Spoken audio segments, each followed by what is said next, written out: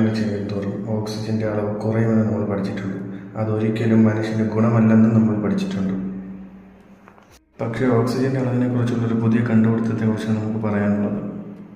സമുദ്രത്തിൻ്റെ ഉപരിതലത്തിൽ നിന്നും 4000 മീറ്റർ താഴെ സൂര്യപ്രകാശം ഒരിക്കലും എത്താത്ത സ്ഥലത്ത് ഓക്സിജൻ്റെ അളവ് സാന്നിധ്യം കണ്ടുപിടിച്ചിരിക്കുന്നു നമ്മുടെ ശാസ്ത്രജ്ഞർ.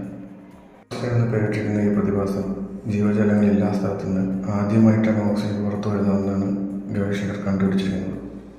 നമ്മൾ പഠിച്ചു വച്ചിരിക്കുന്നതെന്ന് പറഞ്ഞാൽ സമുദ്രത്തിനടിയിലുള്ള സസ്യജാലങ്ങളിൽ നിന്നും ഫോട്ടോസിന്തറ്റിക് ആൽഗകളിൽ നിന്നുമാണ് ഓക്സിജൻ പുറത്തു വരുന്നതെന്നാണ് പഠിച്ചിരിക്കുന്നത്. എന്നാൽ അത് പൂർണ്ണമായും തെറ്റെന്നുള്ള രീതിയിലാണ് ഗവേഷകർ പറയുന്നത്.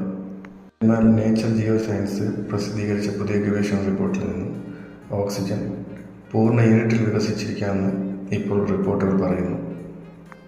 സ്കോട്ടിഷ് അസോസിയേഷൻ ഫോർ മറൈൻ സയൻസിലെ പുതിയ ഗവേഷകൻ ആൻഡ്രൂ സ്വിറ്റ്മാനാണ് ഇത് പുറത്തുവിട്ടിരിക്കുന്നത്.